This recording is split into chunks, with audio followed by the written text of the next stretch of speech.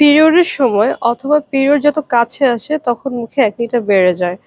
কারণ পিরিয়ড যতই কাছে আসতে থাকে তখন আমাদের অ্যাস্ট্রোজেন আর প্রোজেস্টেরন মানে মেইলি যে হরমোনগুলো ওগুলো চেঞ্জ হয়। কিন্তু টেস্টোস্টেরন মানে পুরুষ হরমোন সেটা অপরিবর্তিত থাকে। তো দেখা যায় অন্যান্য টাইমের সাথে কম্পেয়ার করলে পিরিয়ডের মানে কাছে আসার টাইম অথবা পিরিয়ডের টাইমে সেই টেস্টোস্টেরন মানে পুরুষ হরমোনটা অ্যাস্ট্রোজেন আর প্রোজেস্টেরনের তুলনায় বেশি থাকে। তো যখন এই টেস্টোস্টেরনটা বেশি থাকে পিরিয়ডের কাছাকাছি সময় বা পিরিয়ডের টাইমে, তখন এটা আমাদের স্কিনে একটা এফেক্ট দেয়। সেটা হচ্ছে আমাদের সেবাম বাড়া শুরু করে।